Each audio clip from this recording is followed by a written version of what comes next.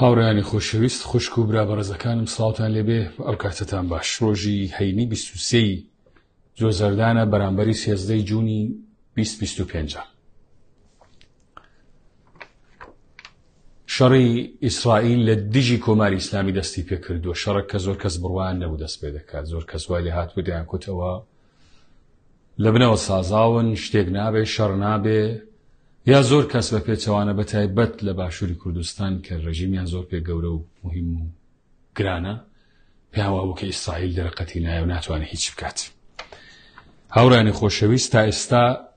109 فەرماندەی پلە بەرزی سوپای پاسداران لە ناوچوون بە ڕاگەیاندنەوەی کە ئیسماعیلی قاانی سەرچاوەی کاناڵ 12 ئیسرائیل فەرماندەی سوپای قودسیش کوژراوە. هەموو فەرماندەکانی دەرەجە یەکی سوپای تێرۆریستی پاسداران لە ناوچوون و تەفروت و نابوون. یعنی یەک فەرماندەیش تەنانەت یەک کەس نەماوە کە لە پلەی یەکەمدا بێ. خامنەی زۆر زوو سەیاری لە جگای باقری دانا فەرماندەی گشتی هێزە چەکدارەکان. سەیاری کەسێکی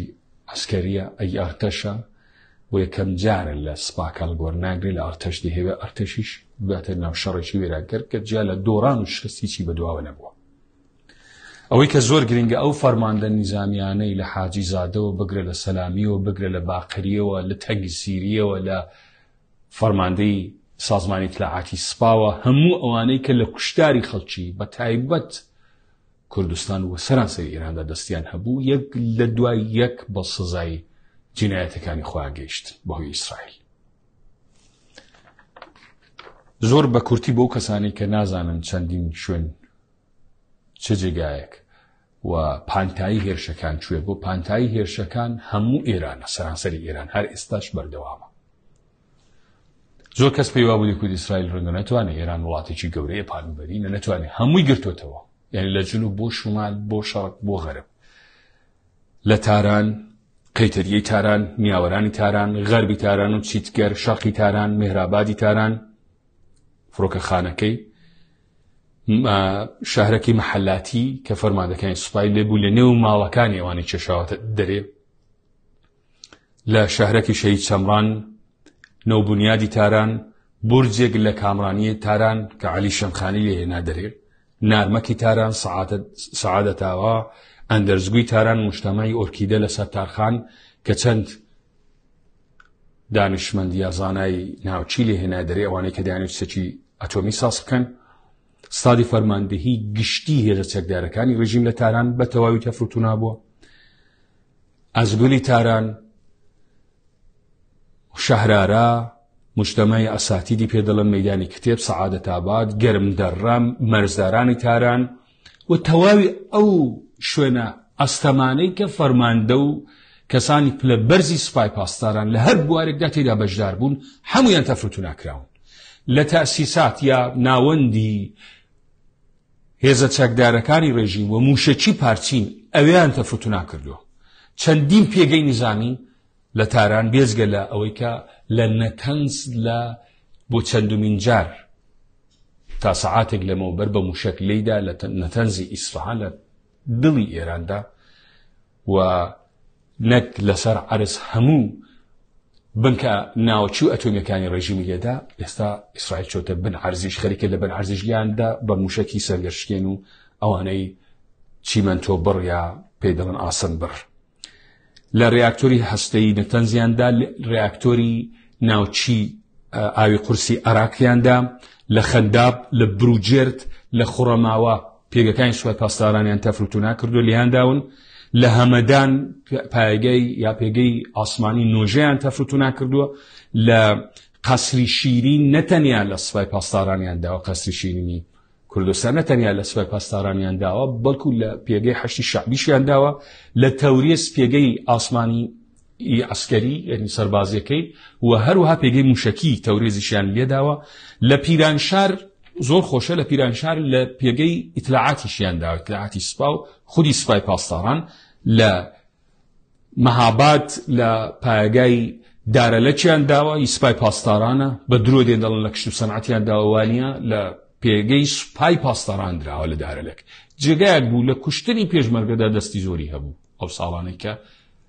خەباتی چەکداری هەبوو لە سەردەشت هەروەتر و لە مەریوان لە پێگەی سوپای پاسداران دراوە لە کرماشان لە چەندین شوێن لە ئیلام بە تایبەت لێدراوە لە کرماشان زۆر گرنگە کە بزانن زۆر بە دیقەت لێداوە ئەوانە تەواوی شایان بەوە بریان کوت شارێکی موشەکیمان لەبن عرس هەیە ئەو شارە موشەکیان هەڵتەکاندووە تەنانەت لە کرماشان ئەگەر دیقەت بکەن ئەوانە کرماشانەکان دەزانن بە جۆرەی ئەو هەواڵانێکە بە ئێمەیانداوە لە کرماشان نێو ئەو تونێلانەی بن عەرزی کە سازیان کردو لە دەواازەکەیانداوە لەو جێگای لێشی لەویشیان هەرداوە لە هەمەدان ئەو بەیانیە سوپای پاسداران زیاتر لە 50 موشەکی دوور هاوێژی ئامادە کردیاندا بەر لەوەی کە لەسەر سەیارە لەسەر ئەو بە قەول شاحینەی پێدەڵن ئەو ماشێنە گەورانەی کامیۆنە گەورانەی کە موشەکەکەی لەسەردادنێن لانچێرە هەر لەسەر وێ بردومانی کردن و لە ناوی بردنێن موشەکان لەناو خۆیاندا تەقیەوە ئەوە لە هەمەدان ئەوڕۆ نیوەڕۆ لانچێرەکانیان لەوێژ لێدا یعنی وەزعەکان ئەوانە بە جۆرێکە کە بەر لەوەی کە بجوڵێنەوە لیان بدەن ئەوە ڕژیمی ئاخوندیە ڕژیمێکی دیکتاتۆر کە ئێمە زۆر جار بە برایانمان لە باشوور و لە باکوور و لەوانە گیر هیچ نێدان نا ئەوە عەزەمەتە ئەوە ئەوەیە زلهێزە کام زلهێز ئەوانە بۆ خەڵکی کوردستان بۆ هەولێر ئازان بەداخەوە هەڵوێستی ناجوانمێرانەی هێندێک ئیسلامی لە باشووری کوردستان کەوان محکوم کردووە ئەوانە تەنانەت یەک جاریش نەهاتن و بڵێن کوشتنی ڕۆڵەکانی کورد لە شۆڕشی ژینادا محکومە جینایەتە متتەقیان لێ نەهات بەڵام ئێستا باس لەوە دەکەن ئیسرائیل ئەوەی کردوێتی بەدڵی گەلانی ئێران و بەدڵی گەلی کوردێکە هەر هیچ کەس لە ڕۆژهەڵاتی کوردستانی کە خۆشحاڵ نەبێ بۆ شەڕانە خەریکە پیاوکوشترین فاسیدترین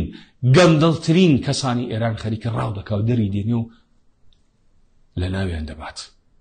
کەچی ئەوانە پێیان ناخۆشە دوایش ئێمە دەتوانین بەوانە بڵین برای خۆمان بێدەنگ بن لەوەی کە دەنگتان بێ باشترە لە بەرامبەر کوشتاری خەڵکی ئێمەدا بێدەنگ بوون بەڵام ئێستا لە بەرامبەر تۆپهانی کەسانێک کە جینایەتکار بوون گەندەڵ بوون ئێرانیان دزی و تاڵانیان کرد ئەوانە خەریکن قسە دەکەن و ئەوەش هێزی ئیسرائیل پیشان دەدا ئافرین بۆ ئیسرائیل زۆر جوانمێرانە زۆر باش زۆر ئازایانە لێیدا لە سەرێبوونی ئیسرائیل جێگای سەرسوڕمانە لە چەند جەبهە لە چەند وڵات خەریکە تەفروتونیان دەکەن چاودەکەن حەشتی شعبی چی بەسەر هاتووە مقتەدا سەدر زۆر عاقڵانە زانی چی بەسەر دێتیا شەڕ ئێمەنیە هێندێک لەوانی کلک و گوێیەکانیان کە ماوە لە ناوچەکەدا هەر هاتووە قسەیان دێمو لە بن عەرزن موسادی ئیسرائیل ڕایگەیاندووە کە ئێمە تونێلی خامنەیش پێدەزانین لە ژێر عەرز و دەچینە سوراغەویش وان لێکردون کونە مشکیان لێ بۆتە قەیسەری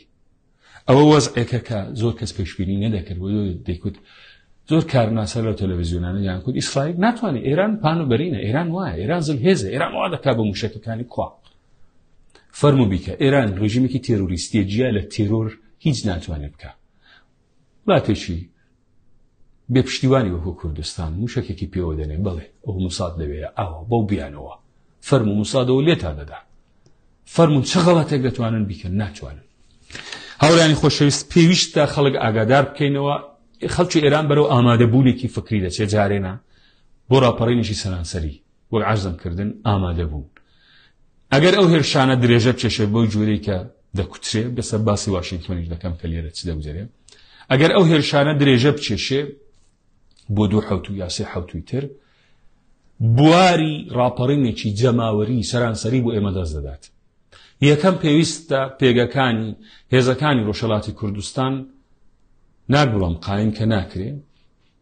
زەربەپەزیرە بۆی کە زەبریان وێنەکەوێ ئەوانە خوشوێنی خۆیان زۆر بە خێرایی ڕابجێزن کۆمەڵەکان دموکراتەکان زۆر بە خێرایی شوێنی خۆیان ڕابجێزن هێزەکانی مەبەستم ڕۆژهەڵاتی کوردستانە کە جی کۆماری ئیسلامی نەک ئەوانەی کە بەناوی ڕۆژهەڵات بۆ پارچەی دیکەن کەس کاری بەوان نییە پێویستە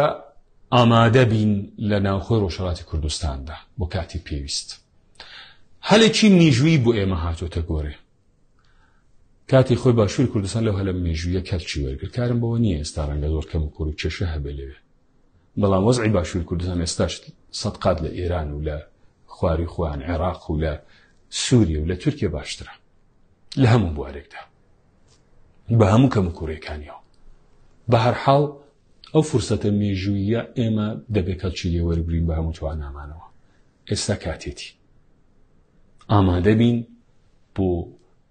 ئەوەی کە لە درێژەی کوتانی و ئەو گۆپاڵانەی کە لەسەری کۆماری ئیسلامی دەدرێ لەگەڵ ئەو شۆرشە جەماوەرەی کە لە سەرانسەری ئێران دەبێت ئێمەش بەشداری بکەین بۆی خۆمان بۆ پشکی خۆمان و کەس پەیوانە بێ بۆ خەڵکی دیکە خەریکە هەوڵ دەدات یا خەبات دەکات. ئەو خەباتێکە کە بەدەیان ساڵە دەکرێت بەدەیان ساڵ ئێمە هەوڵ دەدەین بەداخەو خۆمان بەتەنیا نەمانتوانیوە. ئێستا هەلێکی زێڕین هاتوتە پێشێ دەبێت خەڵکی لێ وەربگرین خەڵکەکە وشیار بکەینەوە. زۆر گرنگە کە هەواڵەکان بەجۆی یەک و دوودا بگەێنین بەجۆی خەڵک بگەێنین. ئێستا ئینتەرنێتیان لە ئێراندا هێناوەتە خوارێ. ڕاگەیەنەکانی باشووریش هەموو شتێک ناڵن با پێتان بڵێم دەترسێن لە موشکی ڕێژیم دەترسێن دوو موشکیان پێوە بنێن سبێنێ بڵێ وامەوە لە مساڵمان دەخۆ بە ئیسرائیل نایێرن بەڵام بە کوردستان دەتوانن. بۆیە ئەوان دەترسێن چاوەڕوانی وەتان نەبێت ئەوان هەموو هەواڵ و زانیاریەکان بڵاو بکەنەوە. خۆتان ببنە سەر چاوەی بڵاوکردنەوەی هەواڵ و زانیاری لە ناخۆ ڕۆژهەڵات بۆ هەموو ئێران لە ئێرانەوە بۆ هەموو ڕۆژهەڵات بەگشتی ئەو وەزعانوەیە کە هاتوتە پێشێ. وەزعە کە هاتوتە پێشێ ئێستا سەری سوپای پاسداران لێدراوە تەفروتونەیان کردوون. ئەوانە کوتیان لەبیرتانە ئەوانەی کە ڕۆژهەڵاتی دەزان سەلامی کوتی و حاجی زادەش کە بە خۆی و بە هەموو دار و دەستەکەی لە بن عەرزش کوشتیانە بۆ ئاگاداریتان حاجی زادە لە کۆبوونەوەدا بوو کوتی ئێمە ناهێڵین بگاتە 1 سەعات بە موشک ئەگەر ئەوان شتێک لە ئێمە بکەن بە موشک تەل‌ئاڤیڤ لەگەڵ خاک یەکسان دەکەین ئەوێ ئاوالێ دەکەین فڵان دەکەین هەمویان لەناو دەبین لەسەر خەریتە و نەخشەی جوغرافیایی نایانهێڵین. ئێستا دیکتاتۆریان لێهات.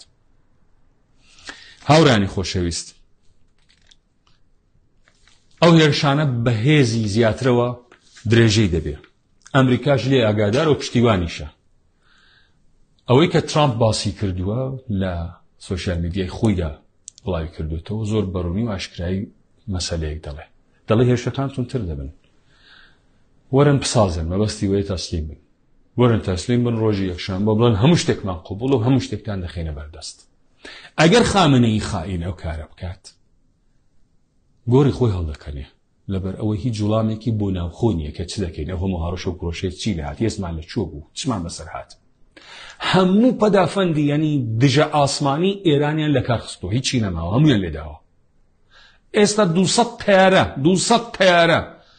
لەسەر ئاسمانی ئێران دەسوورێتەوە بەبێ ئەوەی کە هیچ سەحابێکی هەبێ لە کوێی پێخۆش بێ لێیەدا. هێزی ئیسرائیل هێزی ئەمریکایە. تارەی ئیسرائیلی کە هەڵدەستێت تارەی ئەمریکاییە. بۆیە ئەوەی کە لە سوشیال میدیای لاواز و فەقیری هەندێک پارچەی کوردستان دەیبینی ئێران وایە و وا دەکا و نوێرەی دێتەوە و نازانم چی جنێوە قسە بە ئیسرائیل ئەوانە لەگەڵ دڵی ملەتەکەمان لە ڕۆژهەڵات نین. ئەوانە ئەگان لە خەموو کێشەکانی ئێمە نییە. ئەوانە دڵسۆزی ئێمە نی بە هیچ شێوازێک. ئەوەی دڵسۆزە لە ڕۆژهەڵاتی کوردستان ئێستا خۆشحاڵە کە ئەو جینایەتکارانە خەریکن لیان دەکەی و لیان دەدەن. لە فەقر و فەسادەوە بگرێ بەسەر ئێمەیاندا سەپاندووە لە داگیرکاریەوە لە هەرچی خراپەیە بەسەر ئێمە هاتووە ئەوانە متەقیان لێ نەهات. بەڵام ئێستا ڕاگەاندن دەدەن ئەوە ئیسرائیل وابوو ئیسرائیل واچوو ئیسرائیل حەق خۆیەتی مافی خۆیەتی بەرگری لە خۆی دەکات. زۆر پیاوانەش خەریکی بەرگری دەکات. چێش دەتوانێت پێشی بگرێ فەرمەوە گوێ ئەو مەیدان. هاوڕێیانی خۆشەویست ئەوانەی کە لە هێزەکای ڕۆژهەڵاتی کوردستاندان لە شۆرشی ژینا کە لە گۆرنەگیرا دیتمانچمان بەسەر هات ئەگەر ئەو جاریش خۆمان ئامادە نەکەین بۆ ڕۆژانی داهاتوو لە درێژەی ئەو بردومانەدا کە ڕێژیم لاواز دەبێت کەڵک لە هەلومەرجەکە وەربگرین دۆڕانێکی گەورەتر لە چاوەڕوانیدا دەبێت بین بۆی دۆڕانێکی گەورەتر تووشی دەبین بۆیە دەبێت ئامادە بین لە هەموو شوێنێک. ئەوانەی کە ئەندام و لایەنگری و حیزبانن لە دەرەوەی وڵات ئامادە بن. ڕەنگە ئێمە نازانین پێشبینی ناکرێ بەڵام دەبێت بۆ هەموو ئەگەرەکان ئامادە بین ڕەنگە وەزعێک بێتەوە پێشێکە ناچار بن بگەڕێنەوە بۆ وڵات ناچار بن بگەڕێنەوە بۆ بەرگری هیچ دووری نییە وەزع پێک بێت. ئەوەی کە نەتانیاهو دەستی پێ کردووە شتێک نییە کۆتایی پێ بێت خەریکە لێ دەدات و شتێکیش نییە وای بەجێ بێڵێت کە ڕێژیم بتوانێت هەستێتەوە و وای لێ دەدەن کە هەڵنەستێتەوە ئەو هەڵنەستانەوەی یارمەتی بە ئێمە دەکات گەورەترین فرسەت بۆ ئێمە ساز دەکات لە مەرحەلەی ئێستادا دەبێت دوورکەونەوە لە بنکە و بارگاکانتان ئەگەری ئەوە هەیە بە موشەک لێی بدەن بە ئیسرائیل ناوێرن دەڵێن با لەوانە بدەین بڵێن لە موسادماندا موساد لە ناوەڕاستی تاران پێگەی پەحباری داناوە یعنی فڕۆکەی بێفرۆکەوان لە ناو تاراندا ناوەندی فڕۆکەی بێفرۆکەوانی ئیسرائیلی لێبووە چاولێکن لە عمقی نفوزی ئیسرائیل و هێزی ئیسرائیل کە چییە هێندێک گەمجەش هەستاوان قسە دەکەن ئەوانە لە ڕاگەاندنیان داوە لە ڕوخان نزیکن هیچ پەلامار دەدەن ئەوە دەکەن محکومی دەکەن ئێمە ئەوان محکوم دەکەین کە دژی هێرشی ئیسرائیل بوو سەری کۆماری ئیسلامی هاوکات ئەگەر ڕۆڵەکانتان لەسەر بازگەکانن خەڵکی ڕۆژهەڵاتی کوردستان ئەگەر ڕۆڵەکانتان لە سەربازی ئیجباریە بە ئیجبارتیان بن هیچ چارەیەکیان نییە پێیان بڵێن ڕابکەن پچنەوە ماڵەکانتان لێدانەکان بەردەوامن و هیچ دوور نییە بکەونە بەر ئەو شاڵاوی لێدانە لە پێناو چێدا دەبێت بکوژرێن لە پێناو مانەوەی ڕێژیمێکی گەندەڵی مرۆڤ کوش بۆ درێژبوونەوەی دەسەڵاتی نگریسی ئاخوندی لە ئێران لە پێناو چێدا دەبێت بکوژرێن هەروە دەچن وی پێویستە بە ڕۆڵەکانتان بڵێن بگەڕێنەوە ڕابکەن کەی چیانێ نایە هەرچەند ڕاکردنیش لە سەربازگەکان دەستیان پێ کردووە لە تاران دەستی پێ کردووە لە زۆر شوێنی دیکە دەستی پێ لە عەجەب شێر خەریکن هەڵدێن لە مەراغا هەندێک هەڵاتن لە تەورێز هەندێک ڕپۆرت لەسەر هەڵاتنی سەربازەکان هەیە سەربازگەکانیان داخستووە لە ترسان قفڵیان داون بەڵام ڕێگایەک پێیان بڵێن بە ڕۆڵەکانتان هەر چۆنێکی بووە هەرچەند ڕێگای پەیوەندیان بەستووە بە ناویەوەی کە لە ئامادەباشی تەواودان ڕێگایەک بدۆزنەوە پێیان بڵێن کە ڕابکەن ئەوە شەڕی خۆترێنەیە بۆ ڕێژیمێک کە دژ و دوژمنی هێنەیە کەوابوو کەس نابێ خۆی بەکوشتات ئەوانش کە لە باکوور و لە باشووری کوردستان شت بڵاو دەکەنەوە لە دژی ئیسرائیل ئەوە بۆی و ئەوە مەیدان فەرمون بچ دیفاع و بەرگری لە ڕێژیمی ئاخوندەکان بکەن بزانم چتان پێ دەکرێتەوەش ئێمە خۆشحاڵی خۆمان ناشارینەوە پیرۆزبایی لە گەلەکەمان لە میلەتەکەمان دەکەین بە بۆنەی کوژران و لە ناوچوونی یەکجاری ئەو جینایەتکارانەی کە دەستیان بە خوێنی سەدان ڕۆڵەی گەلەکەمان سوور بوو خۆشحاڵین و پیرۆزبایی لە ئیسرائیلیش دەکەین گەلی گەورەی ئیسرائیل دەستیان خۆش بێ و هەر بژین و هەر سەرکەوتوو بن خۆشمان ئامادە دەکەین بۆ ڕاپەڕینێکی جەماوەری و سەرانسەری لە هەموو ئێراندا